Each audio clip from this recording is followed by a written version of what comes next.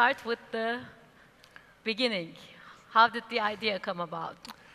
Well, the idea, it was very simple. I believe most things in life are very simple. And I ran a restaurant in Soho called Café Bohème on the ground floor. Previous to that, it was another restaurant, which was mine, which was a disaster. And the building above came available, and it had a small door. And the landlord phoned me up and said, "Do you want to take this building?" And I went and had a look around it, and I thought, well, I got nothing to lose. I'll take it. I'll give it a go. And then I thought, well, the only thing it could be there is a private members club, because it had a very small door. And the reason why we called it Soho House was because it was a house in Soho. And we opened in 1995, and that was a long time ago. It's been 22 years. Indeed. Indeed. So what makes the brand so desirable? Well, Why do people want to be a part of it? I probably not to think of it as a brand. And well, we are at a brand conference. I know. The only thing I'm obsessed of is our member. And all I did at the beginning was fight for survival, really. I just wanted to survive to the following year. And I think the reason why, over the years, it has worked is that we've never expected to be successful. So whenever we go into a city, we sort of expect that it might not work. And I think that gives you incredible, it makes you very aware and very alert. So each city we go to, we try and make it for the people for that city. So it's not like an English brand. So do you make modifications?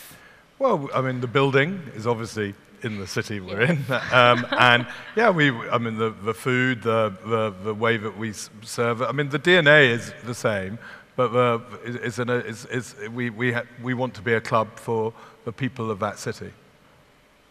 So, what was the point you decided to open Soho House in Istanbul? Well, that was a few years ago. And, well, quite a long time ago. And I've always been fascinated with Istanbul. I think it's such a vibrant, brilliant city. It sort of reminds me of New York in that energy. And I really wanted to open a place out here. I didn't understand much about everything of Istanbul, but I just loved it whenever I came to visit. And when Serdar showed me the building, I just immediately fell in love with the old American. No, it wasn't the embassy, but the consul. And you get goosebumps when you get goosebumps, and I just thought, well, I mean, this is the nicest building in a great area, and a great partner who was able to create exactly. He really gave me the paintbrush to do what we wanted there. So that's how it happened. But Istanbul is a very tricky city. Is it now? Is it? What was and still is the biggest challenge for Soho House Istanbul? I think there's lots of challenges. I mean, and we haven't, you know, we're the first to put our hands up when we haven't got something right. And there are areas of Soho House in Istanbul where is not right. So it is for us to make sure we fix it. And we had the same issues in New York about 7 years ago, where it wasn't. It sort of had fallen. People had fallen out of love with it. And what did you do? We did all sorts of things. We turned it upside down and gave it a shake and got going again. And now New York is the best club, the most profitable and busiest club that we have globally. And Istanbul will be the same. And you're opening the third club in New York, right? We are. We recently opened Ludlow House, which was the second, and the third one is Dumbo House. Which, I don't know if anyone knows what Dumbo means, but there's several stories about Dumbo, but it stands for Down Under Manhattan Bridge Overpass. Oh. So it's in Brooklyn. Dumbo is an area in Brooklyn, and we got this beautiful warehouse on the top looking over. With the best view of it is a pretty Brooklyn fantastic Bridge. view. I don't know what photograph's going up, but it is a fantastic view over the bridges, and we got permission to do a swimming pool. Oh. We got permission to do a swimming pool. And What do you mean? I mean nothing. I just say we got a permission for doing a swimming pool with views over the Manhattan skyline. And the other reason why it's called Dumbo was in back 50, 60 years ago, all the artists moved to the area, and they loved it so much. They thought if they called it Dumbo, all the rich people wouldn't come because they'd be insulted thinking it was a dumb area. So that was another reason it was called Dumbo. Wow, that's interesting. Okay, well, yeah. And what other cities are you opening next? Well, we're opening next year. We're opening the original one back in 40 Greek Street.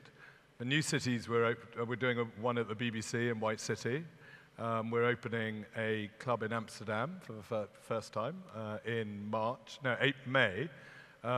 We're opening another one in LA as well. So we got Paris signed. We got Lisbon just about to go. We got Milan. So there's a lot of clubs in the future. And what about Asia? Asia, yes. Well, we got Hong Kong. I forgot to mention it. Hong Kong is being built at the moment and is going to open at the beginning of 2019. So that's very exciting. So let's go back to Istanbul. Istanbul, as an arts and cultural hub, is gaining momentum faster than ever now. So where do you see Soho House as a creative establishment in this new dynamic? We certainly do, and we do that in all the cities that we are in. And you know, sometimes we go slightly, when we don't understand a city, we sometimes make a few decisions which aren't right. And it's for us now to make Soho House Istanbul, take it back to the creative roots that it should be. And this is what happened in New York. Okay. So Soho House is expanding at a very fast rate all over the world, and how do you keep up with it all? I'm a constant jet lag. That's normality. Lots of travel. A brilliant team. We've got fantastic people who work at Soho House, and without them, none of it would be possible. And also, Soho House is expanding in other areas, such as Soho Home, Soho Works, like Cowshed. What's next for Soho House in the digital era?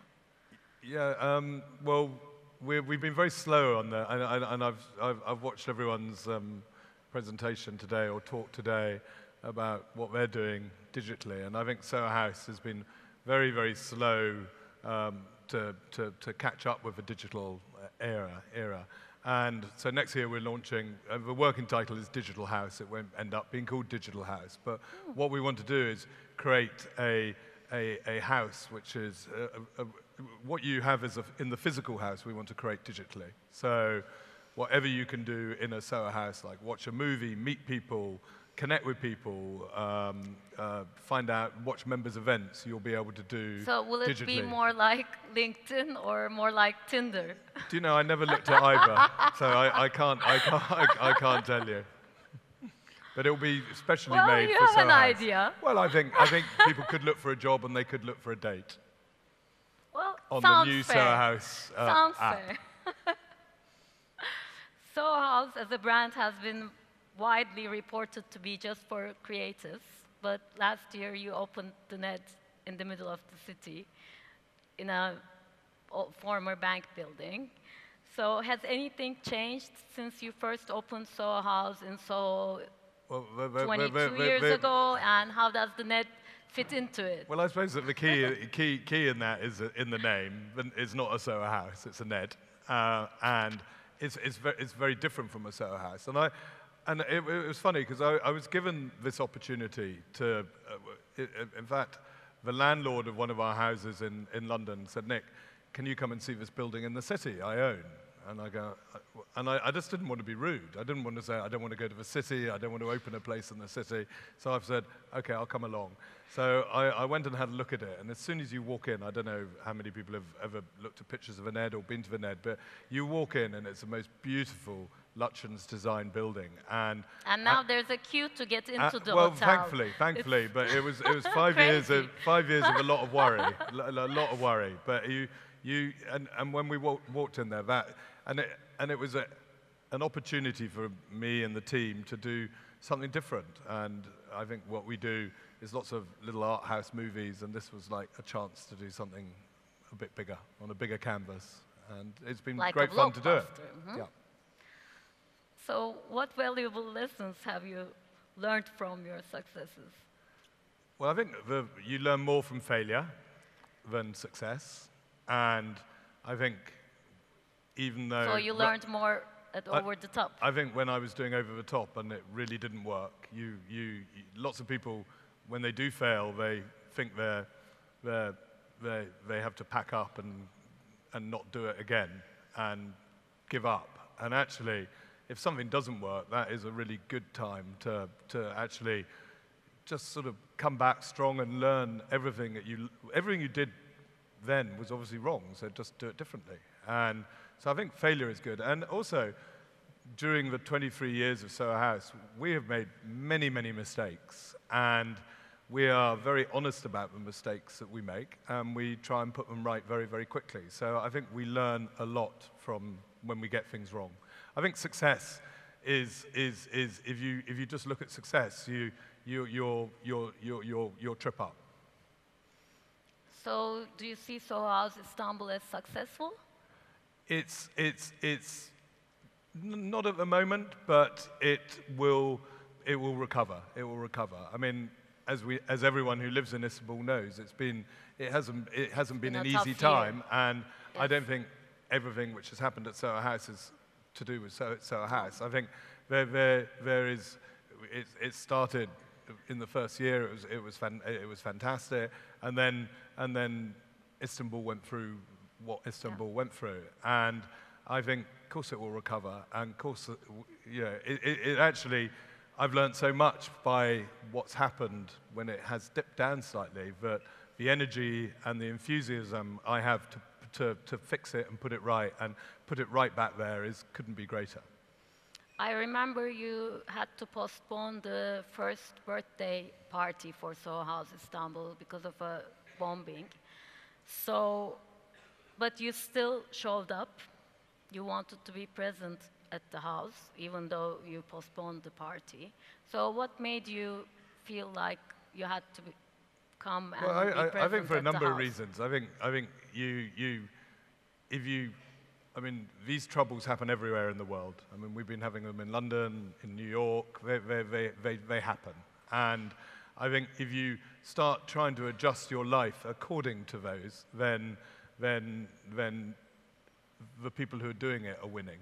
And I think when the troubles happened in Istanbul, to be able to keep my plans, come out, see everyone, and was the right thing to do, and I'm very glad I did it. I mean, it's a very special city, and I love it very much. Your work is your life, and your life is your work. Do you ever switch off? Do I switch off?